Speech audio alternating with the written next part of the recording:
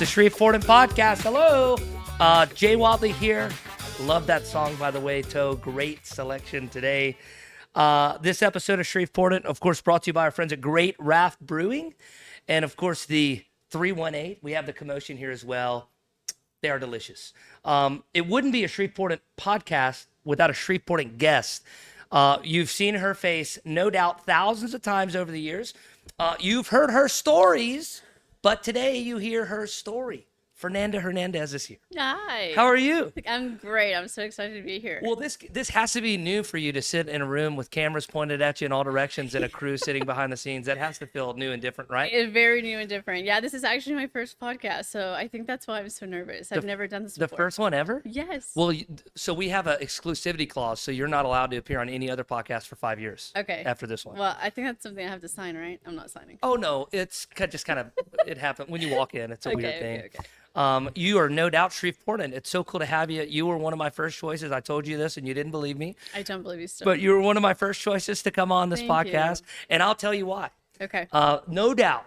And I'm sure through the years we'll talk and we'll have many other newscasters, anchors, reporters. There's been so many iconic reporters and anchors here in Shreveport through the years. That's right. But there's also something that I've noticed. Okay. On the outside looking in, a lot of times you'll see reporters and anchors show up in Shreveport and they'll be like, I love this place. I love Shreveport. Here I am at all these restaurants, yada, yada. And 6 months later, they're in Oklahoma. Right. Or they're in New York. Or they kind of look at Shreveport and use, and I'm not saying this is a bad thing. I understand the business. Yeah. It's kind of like a stepping stone. Yeah. And they cut their teeth here and then they go on. But you, Fernanda, you rose through the ranks there, of course, at NBC6. Mm-hmm. And you're anchoring now, which is so cool. And I want to talk to you all about it. But and maybe you do have aspirations, of course, down the line to leave Shreveport. But from my outside looking in, it's just so cool that you kind of cut your teeth here in Shreveport and stayed in Shreveport. Well, I appreciate it. That means a lot to me. And, it wasn't originally my plan to come and stay in Shreveport.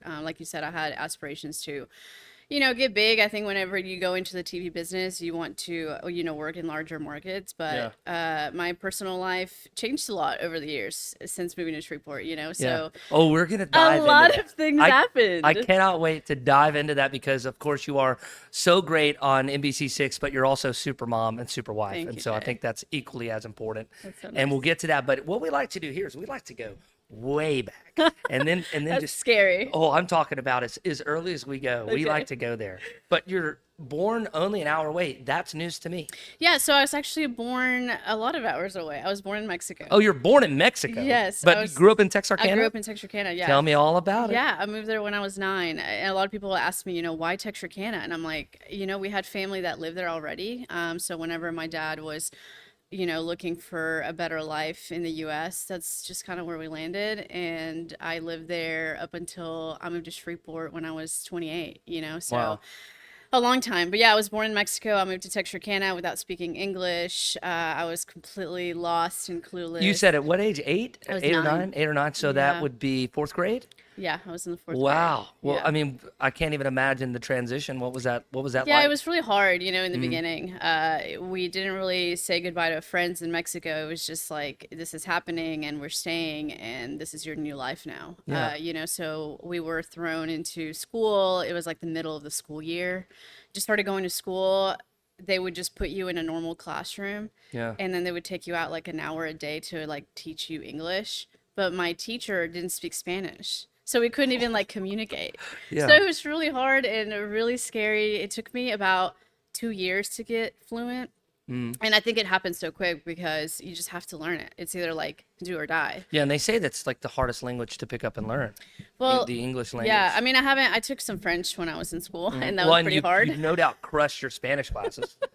So I was taking Spanish in the beginning, and my dad was like, no shot. You're not taking Spanish. And like, easy. just flying through these courses, you need to take something that challenges you. So I had Yeah. to switch over to French. When you came to Texarkana, who came with you? I know you said your dad, but anybody else? Yeah, so my parents, my mom and dad, my brother, my older brother, Joaquin, and then my younger brother, Alex. Okay. So it was us 5. Tell me about your dad. Tell me about your earliest memory of your dad and also kind of Coming to America? What did he do? Yeah, my dad's the best. I love him to death. He's, the reason why I get to do what I do. I mean, he sacrificed his entire life to bring us here. So he was a vet in Mexico. He worked with large animals. So he worked with cows and horses. And whenever we came here, he couldn't do that anymore. So his life changed as well. But he was willing to give it all up to make sure that we were good and taken care of. So I think that's why my brothers and I are so like on fire to make sure that we're successful, just because we want to make sure that my dad's sacrifice was like worth it. Yeah. And my mom too. I mean, like they both had to leave behind everything they knew. No one in my family spoke English, and we had to like assimilate this new life and this new culture and this new country. And it's just kind of wild, going through that whole process. But we were all together, and now my older brother actually just yesterday became a citizen. Wow. I became a resident when I married my husband, Andrew, who's, American, obviously. So Yeah. it's just kind of wild seeing it all play out. You kind of look back to the last 24 years of our life and everything that we've gotten to do here. And I'm just super grateful. Right. Okay. So at what point did Fernanda Hernandez decide that she wanted to be on the news? I mean, I think that maybe is something a lot of kids think about. Yeah. Maybe in passing, but it's such a hard career path to go down.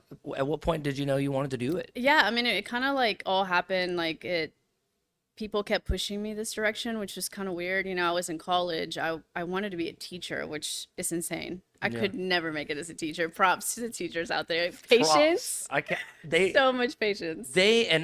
All of them are underpaid severely. Absolutely. They deserve the world and then They some. deserve everything. And so that's what I wanted to, or I thought I wanted to do. And I took one education course in college, and I was like, yeah, that's not for me at all. So I switched over to an English lit major, and I was like, what the heck am I going to do with this? Like, Yeah. truly, what could I do with an English literature major? I guess I'll just write. So I went to one of my mentors in college, and I was like, what should I do with my life? Yeah. Where do I go from here? She's like, have you ever thought about news? And I'm like, not even for a second. Not for a moment. Not for So a all the way into moment. college. I had no idea. It was never even a thought. No. Oh my God. Yeah. I was just kind of like, whatever, we'll see how it goes. So there was a online news publication in Texarkana, and she was like, why don't you just reach out, see if you can intern, see if you like it, and just kind of like see where that takes you. And I was like, all right, what do I have to lose?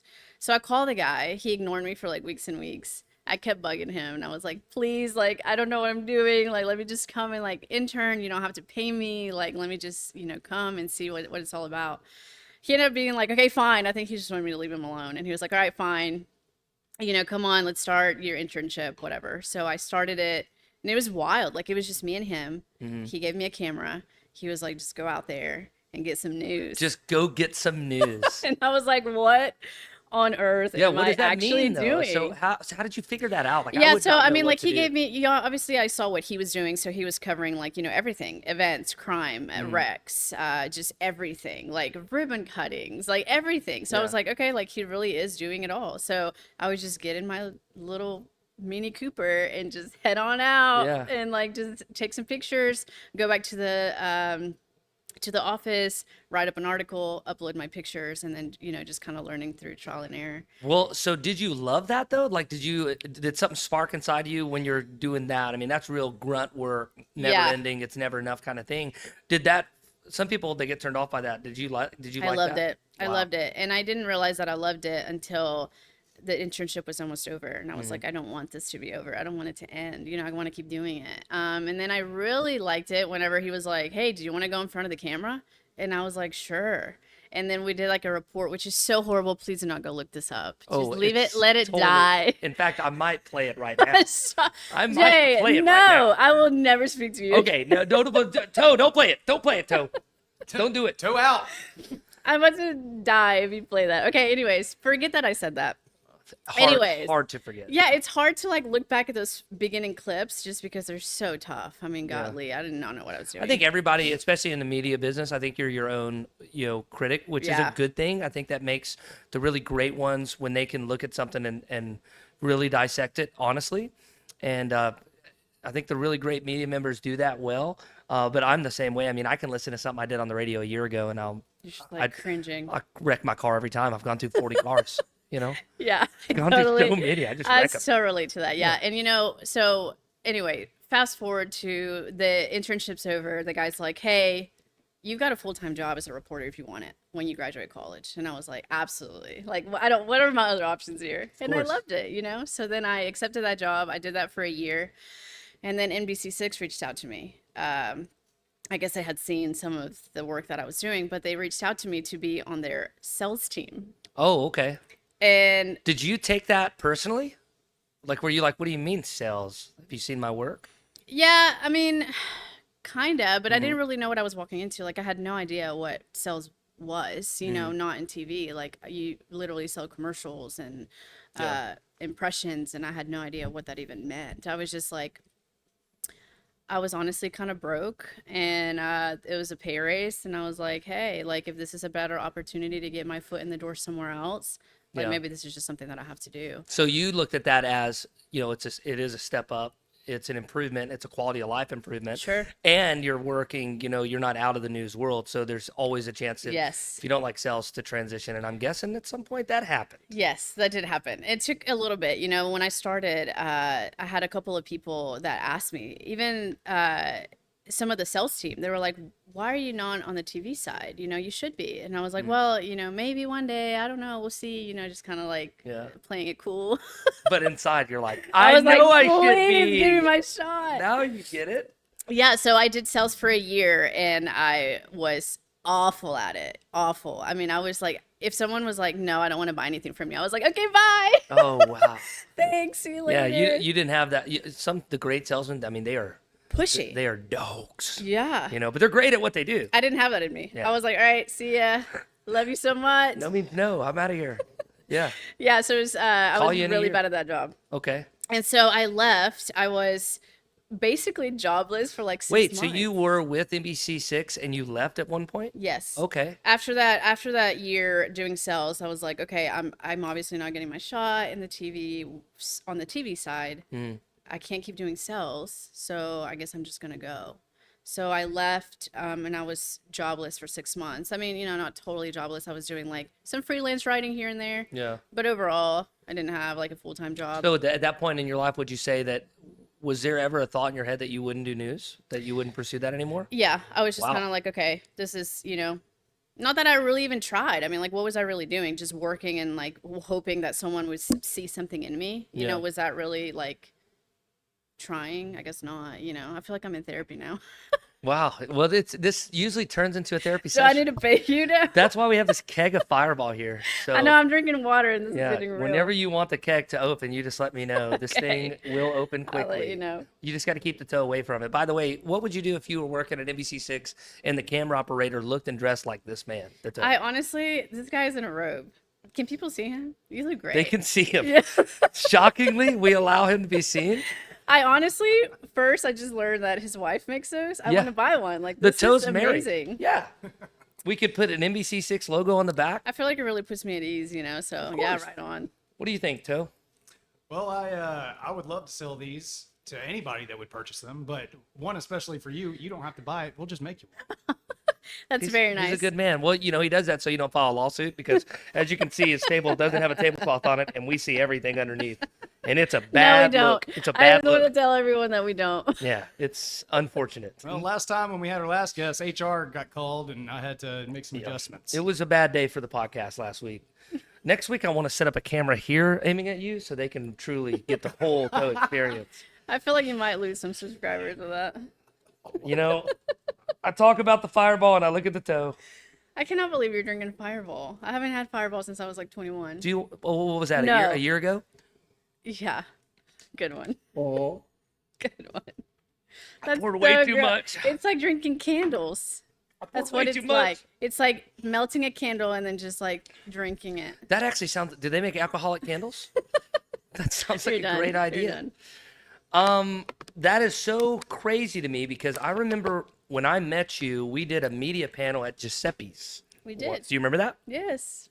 And it seemed like, I mean, you were like, I'm not saying all media members are weird, but there are some weirdos in local media. I'm It not just- co-signing that. I'm just I'll say listening. it, and everyone. I mean, you know it. Like for instance, radio DJs. Yeah. For the most part, they're weird individuals Okay. because if you think about what they do, they're in a dark, empty room creating theater for hours and hours at a Yeah. time, out of nothing, out of thin air, and a lot of times they're super introverts. When you get them out in public and you ask, like a lot of times we get DJs, they get requested to like open a show, and they get on stage and they don't even sound like themselves. Wow. Because now you can see the crowd, you can see the people, and it's interesting. I just think a lot of times I've met media members who in person were just so different and maybe not uncomfortable, but it's just you could tell that there's two different people there. Sure. And you, from the jump, right when I met you, I mean, you were the total package that day. Thank you. And you still are. And I followed you well, but there's things even I didn't know about. Like, I had no clue that there was a point in time where you worked at NBC6, not on the news. That was news to me. Yeah. That was news to me. Yeah. You see breaking That news, was breaking actually. news. Yeah, it was kind of wild again how Yeah. everything happened. So when I left and I'm jobless for 6 months, just out there trying to figure out what am I going to do in my life now, they call me again and they say, we're launching a lifestyle show. It's called Loving Living Local. Yeah. What do you think about hosting it? You would have to move here to Shreveport.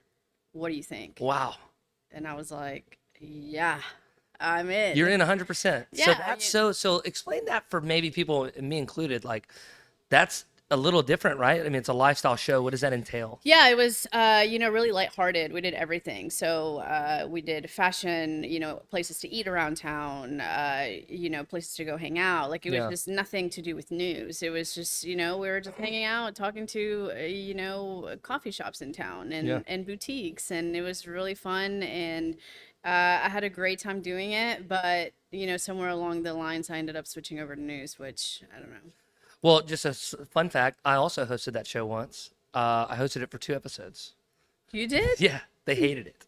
They were like, "No, No this is not what we way. wanted." Yeah. Well, I didn't know how to shoot or edit, and so Okay. this was so long ago now. I just remember that being a real problem from the jump. Okay. And then so they would have to send somebody with me every time. Okay. And we went, like I said, 2 episodes. And that was And it. they were like, you're done.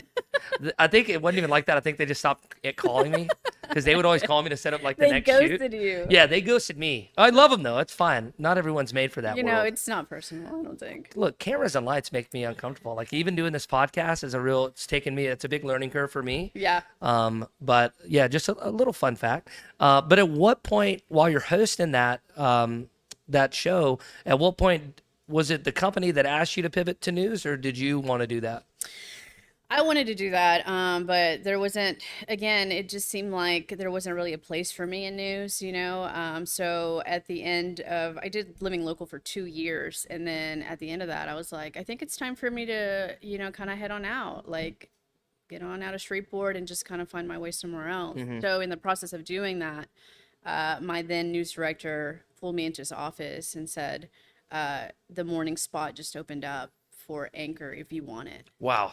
And I said, absolutely. Yeah. So I think I've just, throughout my life, I've just had these insane opportunities fall in my lap, and I've just been super blessed. And I really don't have any other way to describe it than just like divine timing, honestly. And it's just like, I've just been like, yes, I'll do it. Of course, like when people are like, get in front of the camera. Yep, I got it.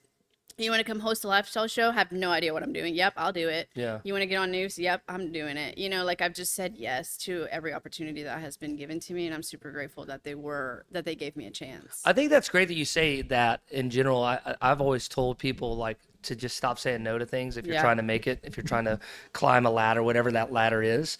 It's important, I guess, that you have an idea of where you want to go. Yeah. And I feel like you always have had that somehow. Yeah. So I know you said that everything kind of fell in your lap. And don't get me wrong, I totally believe in divine intervention and luck in general. Yeah. But you also have to be there, and you got to be ready to take the bull by the Absolutely. horns, or you get fired after 2 episodes. So in the news world, I mean, anchor, especially morning anchor, I mean, that's got to be top job, right?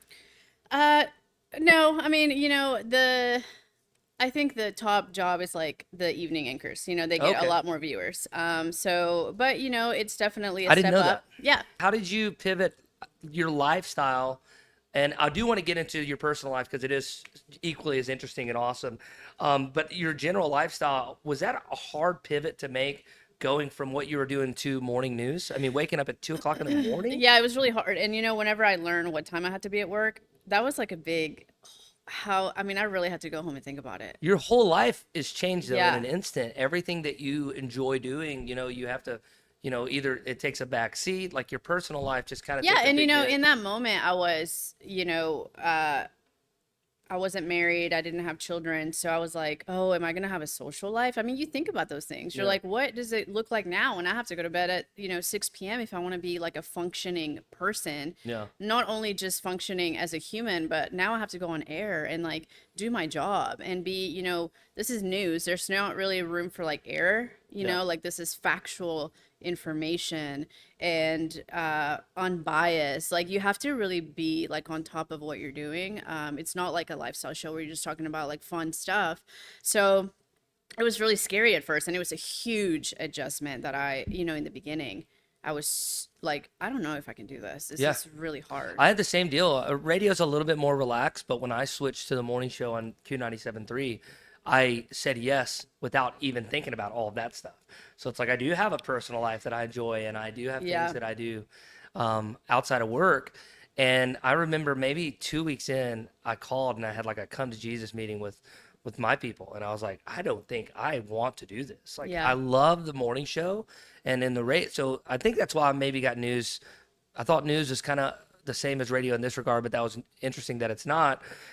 In the radio world, it's like you dream of being on in the morning. That's like Yeah, okay. the end game. Sure. Like, man, it'd be so. And I was on 3 to 7 p.m. for 14 years. Wow. And then when it came up that I could do the morning show, I was like, I don't even want to talk about salary or hours or anything. I just want to do it. You don't even have to pay me. Make the logos, get it out, and then send it to the news sites. Like I was so pumped about it. Yeah. And then reality hit a few weeks later, where it's the same radio. And then in reality, it's really the same listeners, because in radio, they're obviously going to work and they're coming home. Yeah. So whether you're on in the mornings, the afternoons, you're reaching pretty much the same people. Yeah. I was like, I don't know if this is worth it. Just Yeah. the complete lifestyle destruction.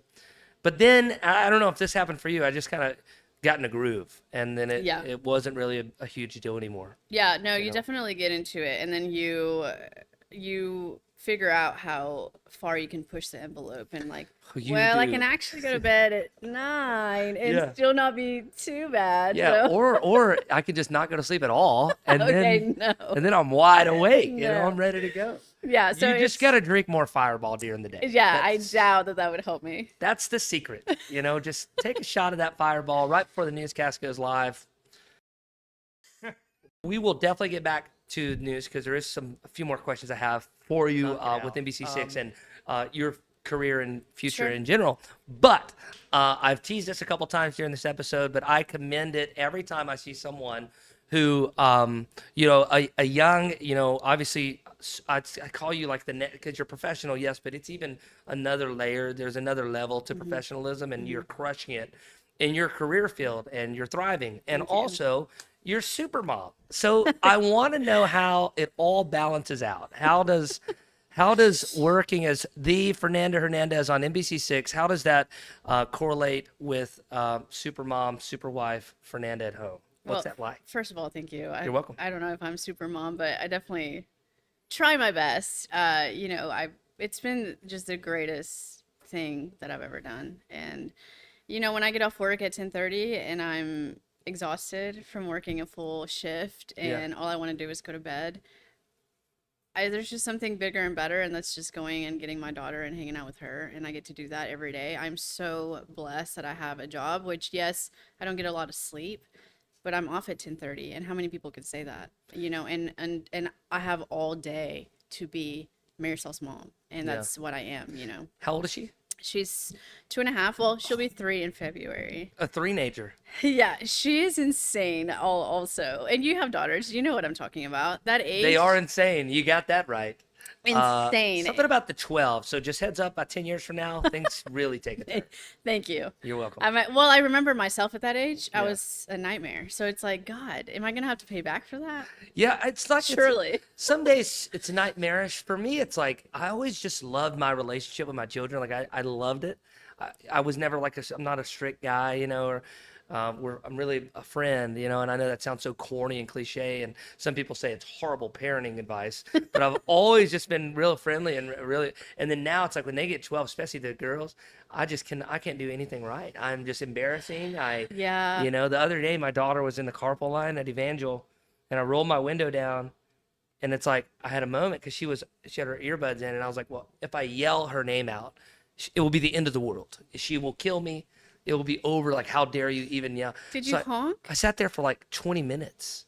Maybe not that long. Maybe like She didn't even look at you? no, she was just on her phone, She's and I'm like, like, "You're dead to me." I need her in this car. So I You ended up. should have called her. I just texted her. I was like, I'm here, and then she just gets up, and like even that gave her an attitude that I would text her.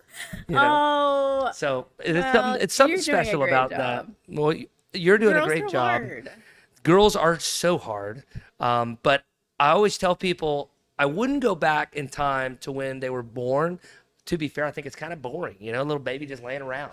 You But- don't realize how easy it is. Like, it's crazy Yeah. thinking back, and I was just like, the newborn stage is gonna kill me, and Yeah. then you get to 2, and I'm like, you were a little potato, and I could just sit her on the couch and just kind of go and do whatever, and then I'd come back, and she's just still laying there. Yeah. Now, I mean, she is jumping off things. She's throwing Mm-hmm. stuff. She's pulling stuff. She's got her hand on the stove. She's crawling up, you know, my bed, jumping off. Yeah. I'm like, you're gonna break a bone. Well, that's just an age like and you'll agree. I'm certain of it. If I could, I would just go back to 2 or 3 years old, and just there's the train My that there's the train that God. ruins every episode of the Shreveportant podcast.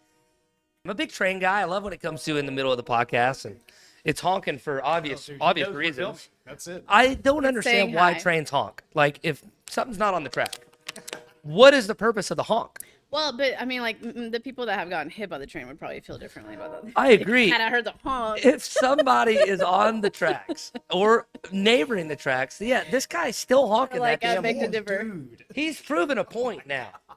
We should do a news story on trains. Is it ever that bad, or is today like? It's extra usually bad? worse. Usually it feels like it's coming directly into the room. This one Wow. at least was That really was going scared me, by. actually. I would go back to 2 or 3 years old, and I would do that in a heartbeat just to experience that again. I think when they're 2 or 3, they're starting to develop that personality, Yes. and it's always so unique. And you kind of see traits. I'm sure you see yourself in her. I'm sure you see a lot of your husband in her. And I think when they're 2 or 3, that's when they first start showing that. So It's so fun. Yeah, what's that like? It's I know. so fun. I know she's bouncing off the walls, but that's so. She's like so sweet and so smart. Like, you know, when my husband and I go to bed at night and we're just laying there kind of like taking a deep breath, and you just kind of like, oh, okay, another day over. And I'm just like, look over at him and I'm like, our daughter is so smart and she's so sweet. And like, you just kind of like talk about the day or something that, you know, that she did while he was gone at work, or like, you know, vice versa. He wakes up and takes her to daycare in the morning, so they have their mornings, and then I Yeah. get her after. So we kind of like share stories of things that happen throughout the day that we might not know about. And like, she's just the best. I love her so much. And again, yeah, like her personality showing. It's funny to see like what she's into, or you know, what books she wants to read at night, what movies she wants to watch. Right now she's obsessed with Let It Go Frozen, which I'm sure yeah. every child has been. That's a fun time period. You definitely won't get tired of that movie at all. Yeah, or that song. Every time I get in the car, she's like, Mom, put my song on. And I'm like, for the 100th time, of course, honey. You just loop it. You just loop it. Yeah, and you then- can't say no, because otherwise it's just like screeching the whole way, you know, home or wherever we're going. And so. the best part is, you know, when your kids get into Frozen, like right around Christmas, that's fun because, you know, every Frozen toy costs about $40, and you need about 10 of them so they're happy and they really have Yeah. enough. So, what about your husband? Where did you guys meet? How did you meet? How long have you guys been together? Yeah, so I met him pretty quick after I moved to Shreveport. I actually met him at the Y, which is where I go to the gym, and I saw him there a couple of times. Nice. Sorry, it's so loud. How is it so You're loud? like, anyway. I was looking at Josh, man. I knew this thing was going to be super loud, and I was trying to do it quietly. I'm so sorry. I'm so sorry. Do not write me angry emails. It was an accident. Okay. Lost my train of thought with that. Yes. Yeah. So, anyways, met You him met pretty him quick. after moving to Shreveport? Yeah, I met him at the gym. Like I said, just not too long, maybe 2 months after I moved here. Wow. And I moved to Shreveport. I didn't really have a lot of friends, so he kind of took me under his wing and introduced me to a lot of people. So I kind of felt, really connected, and we had a great time together. Started dating, and then, fell in love, and now we get to be parents together, which is the coolest thing. I think that when you become parents, you really have to figure out how to work together and how to kind of have that back and forth, because even if you marry someone, you have different parenting styles, so it's definitely been like a learning curve, but he's such a great dad and so helpful. Like, as soon as I had my daughter and we were in the hospital, like, he was already like, okay, I guess I'm changing a diaper, and like we're going home, and he's like, what do you need? What does baby need? Like, he was so hands-on, and it was just like seeing him in that way and in that light just made me, love him even more. He's just the best. It's cool for me to see parents in general just kind of activate when it's time to activate. Yeah. When for me it wasn't when we found out we were expecting. I think it was probably like maybe the week of the birth. If that's the right birth. The birth. That sounded way more scientific and weird. The week of the birth, for me, that was like when it was like, oh shit, It's real. it's so real now. Yeah. And I think things have to change. Sure. In the radio world, I've said it a couple times here, but it's not really a money making industry. And I just know that had it not been for me having kids at an early age, I'm not negotiating a better contract. I'm not, I'm not bettering. You know what I'm saying? Like, Yeah. for me, it was a wake up call in every aspect of my whole life. And it's cool just to see a young family like you two and your little one just kind of come together and thrive. Yeah. And kudos to you. It's why you're Thank you. Shreveportant. It's Thank one of the many you. reasons It's been so fun, and why you're Shreveportant. hopefully there's another baby coming soon, and we can keep growing our family. But yeah, like you said, you have someone else that you're working for now. It's not just you in your one bedroom apartment. It's Yeah. your family and like your future and her future. So it definitely lights another fire under you. Do you want another one? You want a boy or a girl? I really want to have a boy. Yeah. Just to have a boy and a girl, but girls are course. the best. I mean, like, I have so much fun, and she's so girly, but she's also so tough. So I feel like it's literally like a perfect mix of me and Andrew, because he'll take her and like they'll go out for walks barefoot. They're picking up sticks. They're collecting insects. Yeah. And with me, it's like dresses, tea parties, so all the girly stuff. So it's Yeah. like we both get to do what we love with her. And she is just like this perfect little mix of both of us. So she'll just be like, one day she'll really want to wear a dress, and she loves grabbing my makeup. Did you see a picture that I shared on Facebook? I think so. With her with lipstick Where all over, like, she did that. she did that. And she walks up to me. She's like, Mama, do you like my makeup? It's like, I can't even be mad at you. I love it. I love Yeah. it so Oh, much. you couldn't get mad? I could not get mad. Mine did it was at an the early age, sweetest and their thing. mom was not happy about it. They got into her expensive makeup. Whew, Well, son. I think the lipstick was like $3. I don't really well, buy that's good. expensive makeup. Smart. This is why you're the best. It's I get it becoming at more and more Walgreens, clear. and it's very cheap. Yeah, so I don't care if she gets into it. There's nothing like it though, and I can relate. Certainly, I wanted to have a son really bad when we were expecting our second one. Yeah. But just in case you have another girl, don't be too upset about it, because what I found was it was so cool to see what a second girl looks like, acts like, what Yeah. tendencies and traits they have. Like, Yeah. it's cool to me to see the differences. Like, I have a super tomboy, or not all the way, like, not crazy tomboy, but like definitely will get dirty, ain't afraid of that. And then I have the girliest princess of all time. Aw. And so it's just cool to see kind of I guess how they're just kind of, different. yeah, how they're different, and what they pull from each parent that they don't even Yes. realize they do. I'm in a different situation than you, obviously, but I can tell you, I won't even say which daughter. I got one daughter that is her mom to a T, especially when she gets mad, gets a little attitude, and I feel like I'm more strict with her because of that. Yeah. Because I feel like I'm yelling, I'm arguing with her mom the whole time, but I'm just looking at her. It's so cool. I love that. You gotta love it.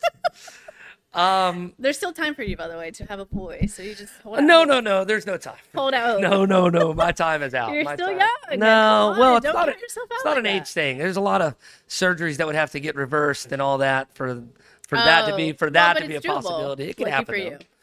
It could certainly happen one day. Man, a little boy. Every time I look at the camera, I feel like I'm in an episode of The Office. I'm like, Like Yikes. you're Pam and Jim. I think you, and when I say you, I mean like news anchors in general. I think they suffer from something that I've suffered from for a long time, and a lot of radio DJs don't suffer from this. A lot of radio DJs are really smart. So they start on the radio and they ask, well, what do you want your radio name to be? And they say Stifler, because the guy loves American Pie. Stifler, by the way, the greatest radio DJ to ever live in Shreveport. Or they have Crispy Bacon, And for whatever reason, when I was asked, I just gave them my real name, which in turn has been a double-edged sword because it's very easy for me to be found, Sure. Online, certainly now, where it's like I really can't separate the two. It's really a radio DJ and me, and we're the same person. Yeah. And I'm very accessible, which by the way, I don't think is a bad thing necessarily. I think it's a good thing.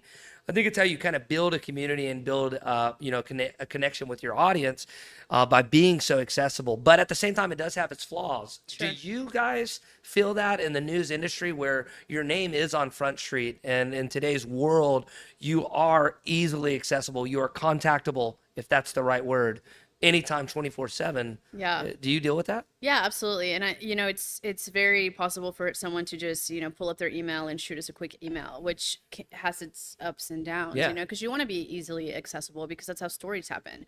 You want people to be like, hey, this is happening in the city or this is happening to me personally. So that's how your stories are born, but also it gives people really easy access to you. And sometimes that can be a negative thing, because not everyone's going to like you. You're not going to be everyone's cup of tea. That's just reality, like people might see you on TV and just hate the way your face looks for no good reason. Just Well, because they it's don't. not even, for me, it's not even that, and sorry to interrupt you. It's No, it's not, okay. it's not necessarily that they hate the way your face looks today. It's that they will tell you that. Correct. They will reach out to you and message Yes. you and let you know. And they'll tell you, to me, like- that's always made me uncomfortable. Yeah. And they'll say like, never wear that color again, doesn't suit you, Oh. or like, why'd you cut your hair like that? Or, like we'll message me on Instagram and say like, just like they didn't approve of whatever I was wearing or however I did my hair that day, or, just a variety so of things bizarre. that people can say. But imagine like, or, you kind of, like if you make a mistake, and I have, and we're human, like we stutter, we trip over words. I mean, like it's impossible to be perfect. Yeah. And like doing that, you're already embarrassed because you're like, "Ugh, I just messed up." And then someone's like, by the way, you looked really stupid today.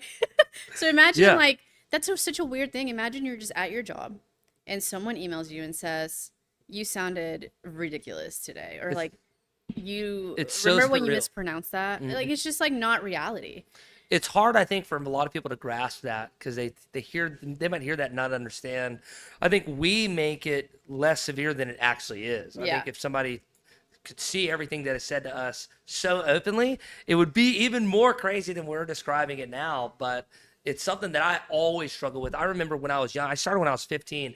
I think by the time I was 18, it weirded me out to the point where I thought about, well, if I don't put J-A-Y, I could just be the letter J and then no one could find me on Facebook. As stupid as that sounds, it was like, well, man, I'm still a human too. And you nailed it. I used to be really self-conscious about, obviously in the radio, it's why I like the radio. I can wear my pajamas and I don't Yeah. have to look at a camera or worry about how I'm physically presented.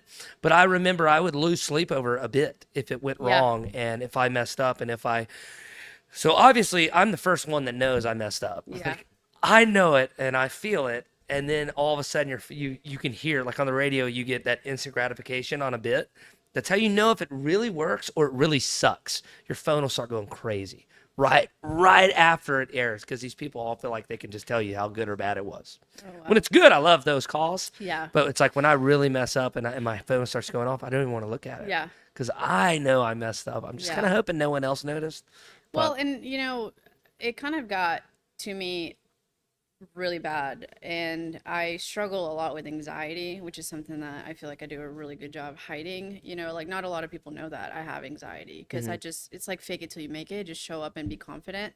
But I have a lot of anxiety. So being on TV and just when I would mess up, I would just like go into like a fit of anxiety. So much so that I had to go to my doctor and get beta blockers because I was like uncontrollably shaking on air from messing up or from being so nervous about something big that I was going to do. So like when I do important interviews or just when we have something really important that's coming up, I know that I have to perform well and that if I don't, I might get some backlash for it. And so I would just start like shaking, Wow. sweating. And I was like, I have to get off the desk. I'm about to panic and freak out. So, and this just happened. I mean, I just went to my doctor like 2 months ago. Yeah. And I had to get beta blockers to be able to get off the desk, take it, settle down for a second, and then go back. I mean, it felt like I was going to have a heart attack. Well, kudos to you though for taking action. You know, Yeah. that's a real Thank thing. you. I don't know about you, my ears get real hot. Same. Whenever I know something's like happening, Same. my ears turn Well, into. my whole head gets Yeah. really, really hot. It might be all the Fireball I drink though. Might have nothing to do with the human anatomy. It could just be Maybe the you Fireball. also need to go to the doctor. Yeah, maybe I need to go to the doctor actually. That's interesting. I've always loved to get that side of things because I think in a lot of ways radio and television are polar opposites, but in a lot of ways I think we deal with some of the same stuff, and it's interesting. But like I said, I don't want to make that 100% a negative because it's not. Like, to me, there's nothing better than going around Shreveport and you know, people that you don't know at all, Yeah. you know, coming up They'll to you recognize you. and talking and Yeah. just, but they feel like for me, I say if they feel like they can come up to me and talk to me, that means I've done a great job. Yeah. I've made it to where they are my friend without me knowing them personally. And I think part of that's just the burden. We carry that burden if you choose. Well, that, and I mean, if I you choose think the that career field. if you care about what you're doing, Mm-hmm. if you have a good work ethic, if you are passionate about what you do, I think that it means that you care, right? If you're like, oh man, I messed up, or like that bit didn't go well, or you know, I mispronounced something on the news, or Mm-hmm. I didn't deliver it the way that I should have. I think that it just means that you care. So like, I don't think that's something negative, but yeah, there's a lot of positives too. Like when I go to the gym, there's a few people that will stop me and just say, hey, you're doing great on the mornings, or hey, I really, you know, liked what you did this morning, whatever. Like Yeah. their comments mean so much to me. And even if it's just like, you know, the one, like if it's like 3 negative comments to the one positive, like I really try to hold on to that positive one just because it really just gives you that little push that you need to like, okay, Yeah. I'm good. That's And like I awesome. can get up tomorrow and do it all again because someone out there appreciates what we do.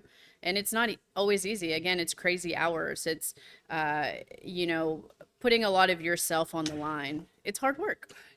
I think the more vulnerable you are in our business, the better. Yeah. So you do have to put yourself out there a lot. Absolutely. And on this next segment, it's presented by Great Raft. On this next segment, Fernanda is going to tell you by name who has talked negatively to her, so you guys can reach out to them and let them know how you feel. Fernanda, go ahead and start reading those names.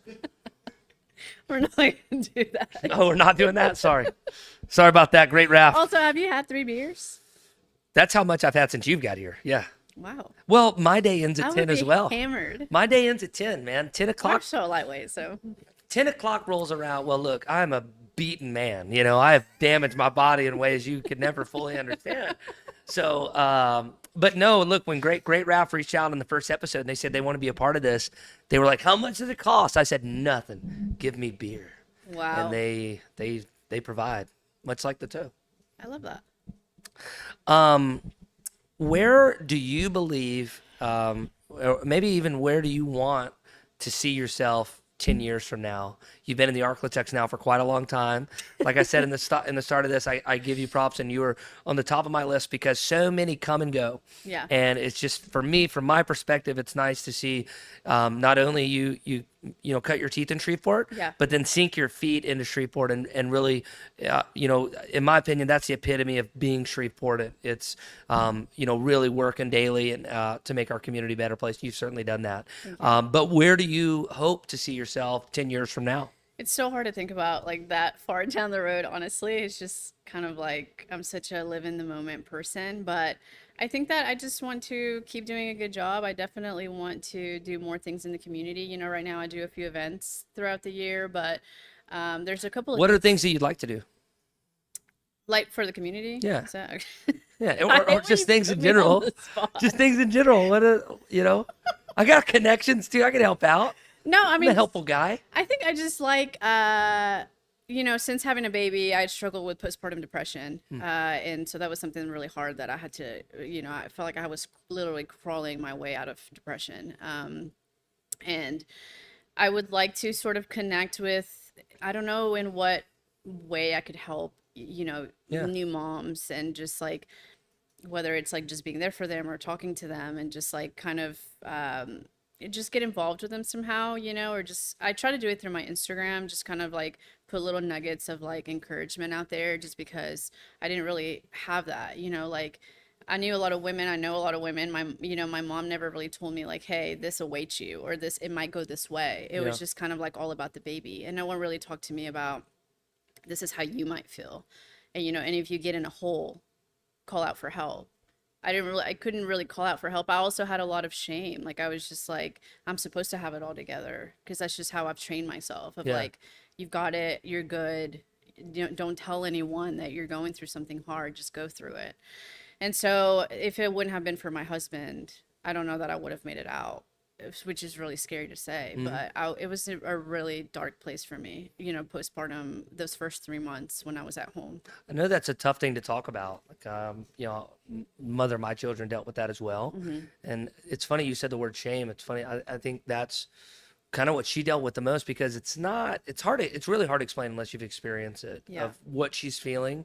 And so I could never put myself in her shoes and tell you Yeah. how she's feeling. But I just remember, you know, I think that's an amazing cause to couple yourself with and to help others because there's as many people as you think are out there. There's definitely more Yeah. that you could help that you don't even know. You just helped them. Like you don't even, Yeah. they don't talk about it. It's not something talked about.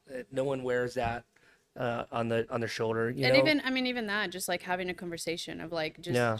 I think that just so many women don't talk about it again because there's so much shame attached to it. And you're like, well, isn't everyone else doing it? Isn't every other woman doing it? Why am I having such a hard time with it? You almost feel like, what's wrong with me? You know? And so like, that's really hard. And I just want to reach women and just say, there's nothing wrong with you. It's super normal. You know, these are steps that you can take, you know, even if it's just like reaching out to a friend. And like, that's what now I have a couple of girlfriends that are pregnant. And I'm like, when you have this baby, You call me you call me and I am coming over there. 24/7. I just want to, you know, Yeah. like I wish that in those, you know, my husband had to back to work pretty quickly.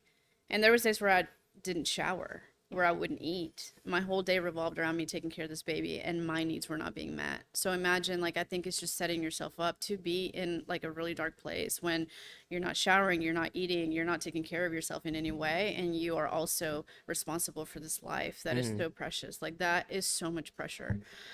So it was just, a huge adjustment for me. So again, that, and then also since having a daughter, there's been so many days where I put her to bed and I meet all of her needs and she's in a warm, clean room and she's got clean pajamas and she's got a belly full of food and she's just taken care of. And I just like break down in tears thinking of all the kids that don't have that and that will never know that kind of love or care. And it just like breaks me. And I think it's just like my mom heart. And I'm sure you can relate as a parent. Like you just feel for the kids that won't ever have that. And so I do want to get more involved and like giving back to kids in some way or fashion, you know, whether Yeah. that's like donating my time or, you know, money or resources. Like there's so many kids that need us. And it's just sad that they won't have anyone. That's awesome. That's so cool. Thank you for opening up and telling me about that. I think that's great. Do you see yourself working here in Shreveport for career wise? What do you Yeah, I mean, looking for? I really have no plans of leaving. Shreveport is home to me now, and I love it here. You know, and this is home. I know that we get a lot of rap for a lot of different things. Yeah. You know, like Shreveport can be looked down upon sometimes, but I think that once you find your spot, it's just a really special thing, and I'm just so happy. You know, like even coming here and being part of this podcast, like I just feel so lucky to just like be part of a community, and that's what Shreveport has given me.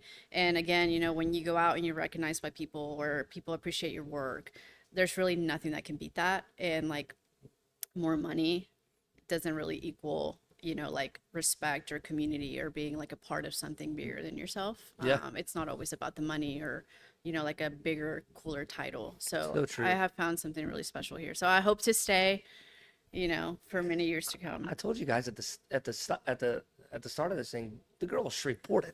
She is. You're the definition. You are the epitome of what I dreamed. Originally this was called Faces of Shreveport, and when the idea started, it was exactly conversations like this in my head, where you just kind of peel. Everyone's got layers, and certainly these. You know, you have so many members of the community that people know, Yeah. but they don't really know. Yeah. And it's just a cool opportunity, at least from my perspective. And I imagine the toe would agree with me. I'm not going to look over there though because he's still not wearing Are you any calling him pants. Toe? That's his name, the toe. Yeah. Oh, you got to hear his government name earlier. No, we call him the toe. And I'm sorry, I don't remember it, but Yeah. what's he's, your name? He's a wanted man. I don't think we can Yeah, say like his, the glasses. Yeah, I don't think we could say his real name on the podcast. We don't share that information on live podcasts. That is I'll tell you Okay. after. All right, I'll ask you when the camera's off rolling. the record. I've put you on the spot quite a few times today. Thank you for being a Gosh. good sport about everything. But there is one final question. This is the one that we ask every guest who sits down across on the Shreveportant podcast. Can you tell me the worst thing about being Fernanda Hernandez? And can you tell me the best thing about being Fernanda Hernandez? Are you gonna give me time to think? Nope. Nope. No time. The best part about being me. Start with the worst part. God. Start with the worst part because we want to end on a high note. I don't really have the worst part. That's great. I am getting that more and more now, and I actually love that. And like- we're being, I feel like we're being honest. You know, 100%. like there's, No, genuinely. There's nothing I absolutely. could say. Like, you know, I mean, we've talked about so many different things. I know the worst thing about being Fernanda Hernandez. What?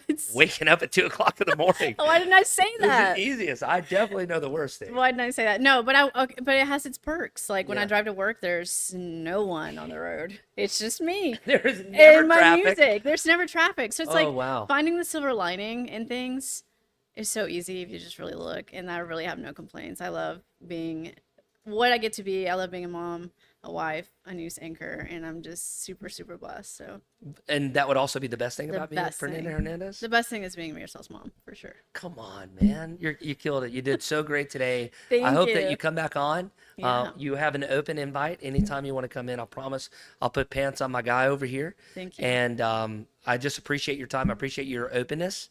And you are, well, I say it every week. If my guest today is not Shreveportant, then no one is Shreveportant. So thank you for coming on. Is there Thank you, Jay. is there a way anyone could reach you if you wanted them to? Maybe anyone who is interested in the causes that you are interested in? How Yeah. can they contact you? Absolutely. I think that I'm most active on Instagram, and that's at For Real Though. For real though. Shameless plug. I am so happy that we brought up your Instagram handle because every time I see it, I love it. I think the day you thought of that, you're like, oh, okay, this is perfect. I was like, this is too good Yeah. not to share with the world. Everyone yeah, and else I is just doing love their first and last name. Who does that? I love when people will say For Real Though, Yeah. and it's happened, and they call me by my Instagram name, and I'm like, I have made it in life. This is That's it. how you know they're ultra connected. You know, when they don't even, who is Fernanda? I know Yeah, her. they're like, that's For Real Though. For real though. Is it though with TH or a D? For real though. THOUGH.